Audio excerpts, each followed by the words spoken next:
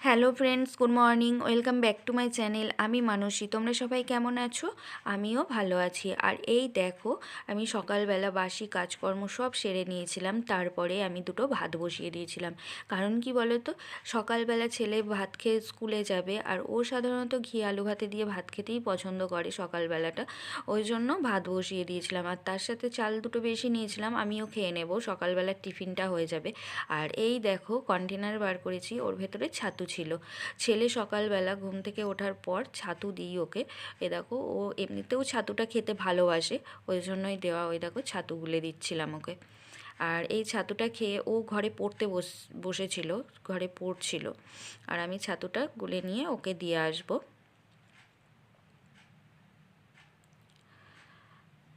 আর তার মধ্যে আমি এই দেখো ভাত বসিয়ে দিয়ে ব্রাশ করছিলাম।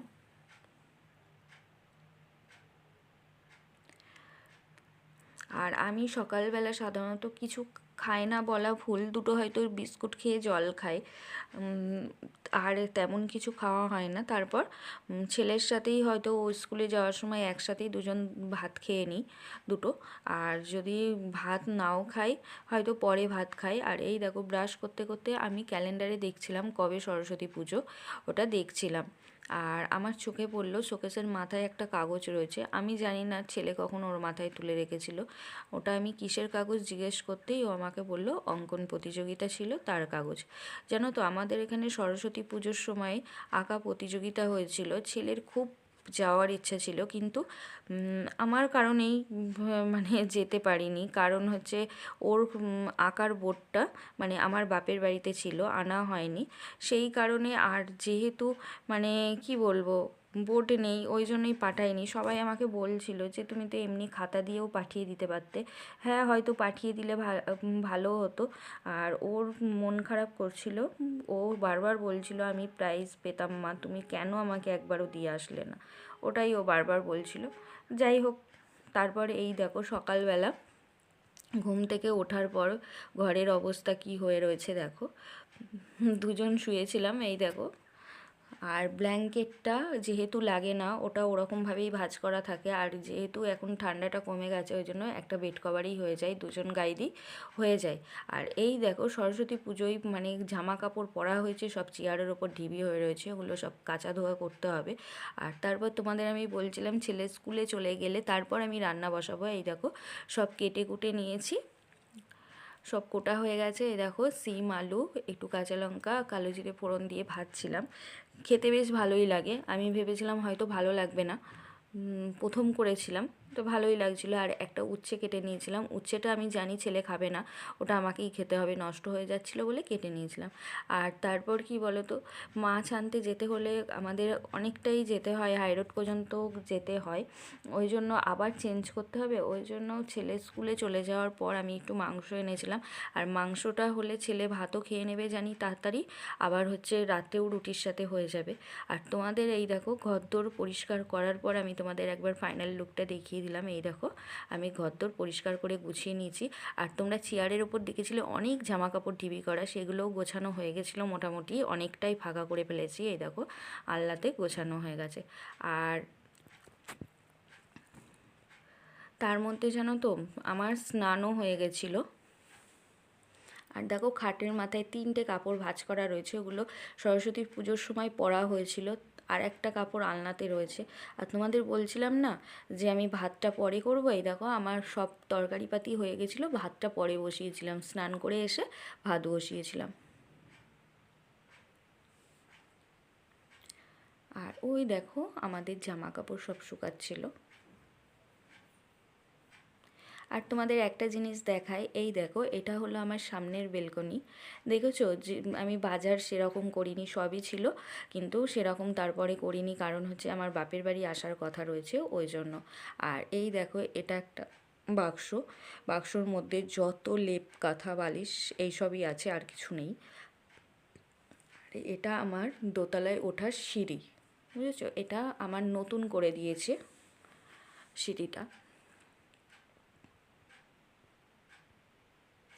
এই বারান্দাটা আমি যখন এলাম না, মানে আমি অনেক দিনই বাপের বাড়ি ছিলাম, তারপরে এখানে এসেছি। আর এই বারান্দাটা না এত নোংরা ছিল, এত নোংরা আছে চোখে দেখার মতো না। আমারই নিজেরই পরিষ্কার করতে গিয়ে চোখ দিয়ে জল চলে আসার মতো হচ্ছিল।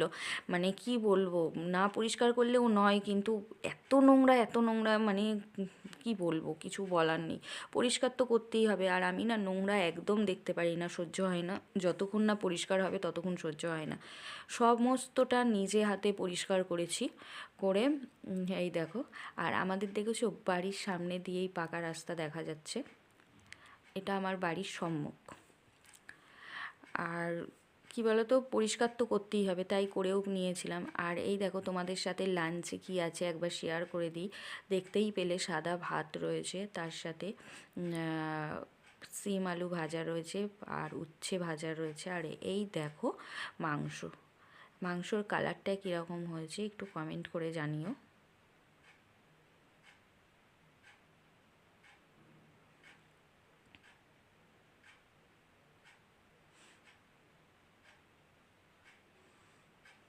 আর তারপর দুপুরবেলা ভিডিও তেমন কিছু করা হয়নি। এটা 8টা সাড়ে 8টা নাগাদ আমি রুটি করছিলাম।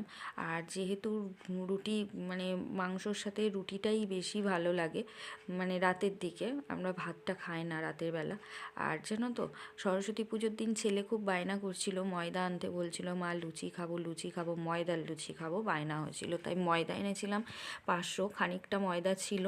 তা ময়দাটা রেখে দিলে পোকা লেগে যাবে, ময়দা বেশি দিন থাকে না, ওই জন্য ময়দাটা নিয়ে নিয়েছিলাম আর খানিকটা আটা দিয়েছিলাম। তাই এই রুটিগুলো এত সাদা হয়েছিল, ছেলে বলছিল মা এত রুটি সাদা হলো কি করে। তা আমি বললাম ময়দা খানিকটা মেশানো আছে ওই জন্য। আর ময়দার সাধারণত রুটি লুচি আমরা এগুলো একদমই খাই না। আগে যা খেয়েছি, এখন একদমই খাই না। সেটাও শরীরের জন্য, শরীরের কথা ভেবেই খাওয়া হয় না। আর জানো তো, এই দেখো আমি রুটি বেলে নিচ্ছিলাম।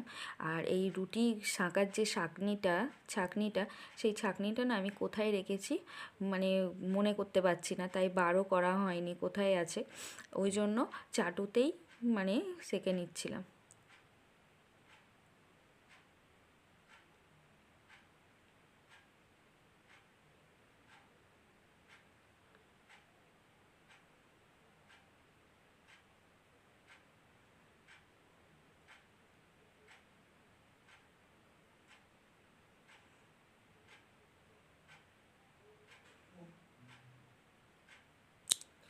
ছেলে সন্ধ্যাবেলা পড়াশোনা করছিল আর আমি রুটি করছিলাম।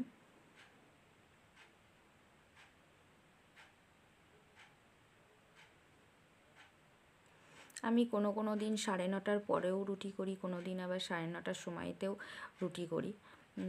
10টার মধ্যে গরম গরম রুটি খেয়ে নিই। আমার না ঠান্ডা রুটি অতটা ভালো লাগে না, গরম গরম রুটি খেতেই বেশি ভালোবাসি সব জিনিসই। আর জানো তো, আমি একদম ফ্রিজের খাবার পছন্দ করি না। ফ্রিজে রাখা তরকারি বলো, যে কোনো জিনিস ফ্রিজের একদম পছন্দ করি না। আমার সব কিছু গরম গরম হবে, টাটকা হবে, সেটাই আমি খেতে বেশি ভালোবাসি। আর এই দেখো, এটা হলো বাপের বাড়ি। কারণ হচ্ছে আমি তার পরের দিনই চলে এসেছিলাম বাপের বাড়ি, জানো তো। মায়ের সাথে একটু দরকার ছিল, তাই এসেছিলাম মায়ের কাছে।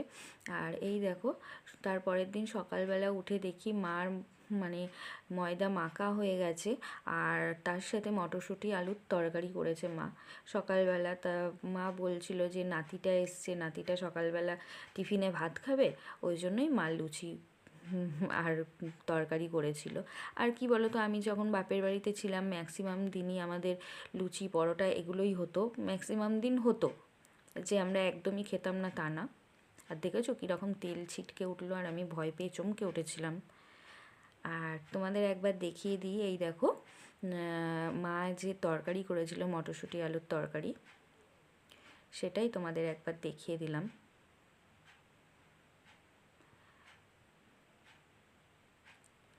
যদি ভিডিও ভালো লাগে লাইক কমেন্ট শেয়ার অবশ্যই করো, আর চ্যানেলটি সাবস্ক্রাইব করে আমার চ্যানেলের পাশে থেকো তোমরা।